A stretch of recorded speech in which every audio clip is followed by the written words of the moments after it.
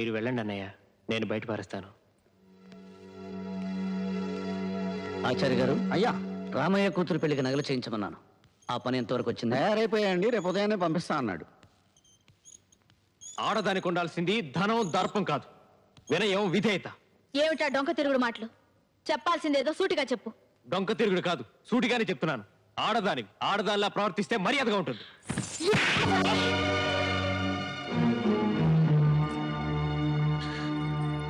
బాబు, నువ్వు లోపలికి వెళ్ళు.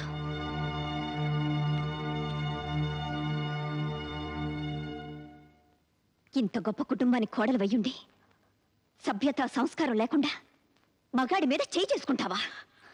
కనీసం పనివాళ్ళు ఉన్నారని ఇంగిత జ్ఞానం కూడా లేకుండా పోయిందా నీకు? తప్పుడు మాట అంటే చెంప పగలగొట్టాను తప్ప. అయినా నువ్వెవరు నాకు అడ్వైస్ చేయడానికి? నాకు అత్తగారివా?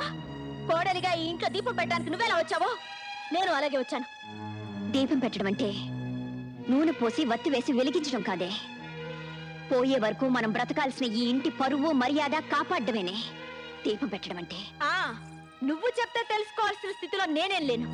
నేను నీకంటే ఎక్కువ చదువుకున్న దాన్ని, నాగరికత తెలిసిన దాన్ని. నాగరికత అంటే అర్థం పెద్దవాళ్ళని గౌరవించకపోవడం, మగాడిని చేయి చేసుకోవడం అనుకుంటున్నావా? కాదే. పట్టు చీర కట్టినా పాతి చీర కట్టినా ఎదుటి వాళ్ళు చేతులెత్తి నమస్కరించేలా ఉండటమేనే నాగరికత అంటే. చూడు, ఇంకో ఆర్గ్యుమెంట్స్ అనవసరం.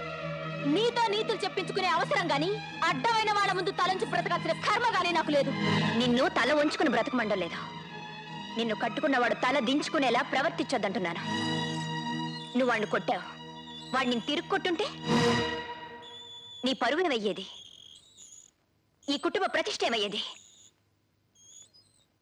ఆడపిల్ల పుట్టింట్లో ఎంత గారాబంగా పెరిగినా అత్తవారింట్లో అణుకువతో బాధ్యతతో ప్రవర్తించాలి. అది తనకి అందం, ఆ కుటుంబానికి గౌరవం. గుర్తుంచు.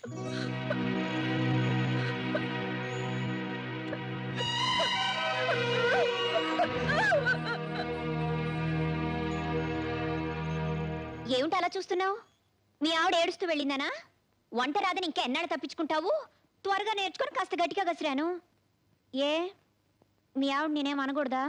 ఆ హక్కు నీకు తప్ప ఇంకెవరుకుందోదినా? ఇలాంటి దేవతకే కోపం వచ్చిందంటే అది చేసిన తప్పు చిన్నదై ఉండదు. నన్ను క్షమించు. అవే మాటలు రాజా. అవునదినా, అది నాలో సగం కదా. దాని తప్పులో కూడా నాకు సగభాగం ఉంటుంది.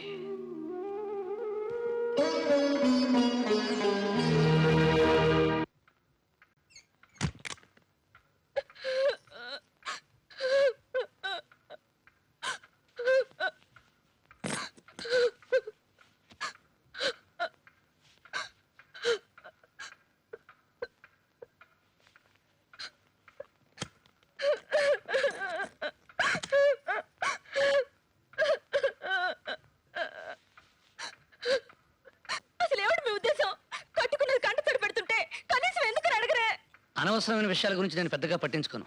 ఏమిటి అనవసరమైన విషయాలా? అంతేలేండి, నా ఏడుపు మీకు అనవసరం, నేను ఇంట్లో వాళ్ళకి అవసరం లేదు. నా కర్మ. అయినా తప్పంతా నాదేలేండి. కోటీశ్వరుడి కూతురున్న ఇంటి కూడా భర్త సంపాదనతో బ్రతకడం ఆడదానికి గౌరవం అన్న అపోహతో నేను ఈ పల్లెటూరు కాపురానికి వచ్చాను. ఆనాడే ఆస్తి పంచుకుని మిమ్మల్ని పట్నం వచ్చే మరి కండిషన్ పెట్టుంటే నాకే అవమానాలు తప్పేవి, నా కాపురం సుఖంగా సాగేది. మీరేమనుకుంటున్నారు అసలు? ఇంతకటి నుంచి నేను పిచ్చిదానిలా వాగుతుంటే పట్టించుకోరేంటి? నువ్వే అన్నావుగా పిచ్చివాగుడని. అయినా బల్లి పడితే పంచాంగం చూస్తారు గాని కప్పర్పూర ఎవరు పట్టించుకోరు. ఓహో, నా మాటలు మీకు కప్పర్పులా ఉన్నాయన్నమాట. చూడండి, కప్పరిస్తే వర్షం కురుస్తుంది. అది చిలికి చిలికి గాలివాన కావచ్చు, తుఫానుగా కూడా మారచ్చు. గుర్తుంచుకోండి. గాలివాన వచ్చినా తుఫాన్ వచ్చినా నష్టపోయేది నువ్వే. ఇక పడుకో.